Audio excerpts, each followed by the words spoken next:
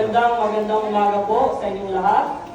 At Assalamualaikum warahmatullahi wabarakatuh sa ating mga kapatira o Muslim dito sa Sitio Target. Sitio Target po, tama? Alhamdulillah.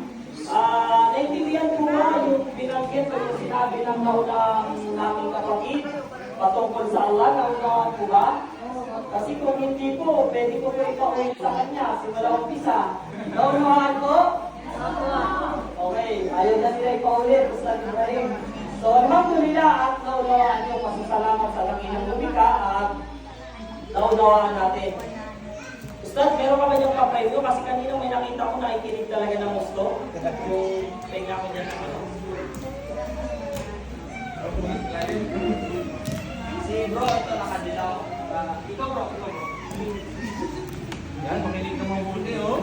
Nakikinig ka, mali, oh. Baka nakikinig ka na, parang yun.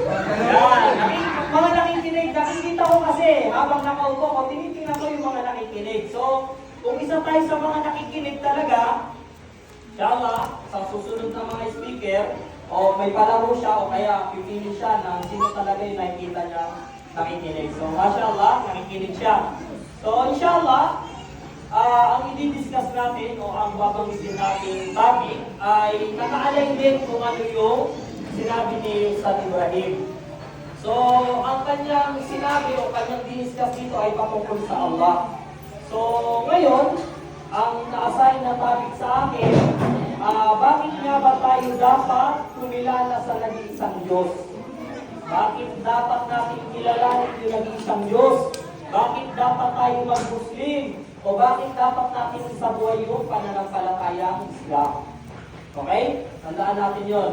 Unang-unang dahilan, bakit dapat natin kilalanin ang Allah subhanahu wa ta'ala bilang nag-iisang Diyos dahil sa kanyang mga biyaya na binigay sa atin. Totoo po ba? Totoo po na ang Diyos ay nagbigay ng maraming biyaya sa atin. Tama? Tama. Kasi maraming mga tao dyan nasa labas na kung saan hindi nakarating dito at tayo ay pinarating ng Diyos, isa na po itong biyaya. Makaparinig tayo ng kaalaman patungkol sa pananampalatayang Islam, isa na po itong biyaya. Yung ating mga paningin, isa na po itong biyaya. Kung bibilhin sa atin ang ating paningin ng 2 milyon, papayag ka ba atin na bilhin yung mata mo, mawawala ka ng mata, bibigyan ka 2 milyon? Hindi, di ba? Sino papayag? Walang papayag sa atin. Nakakahulog na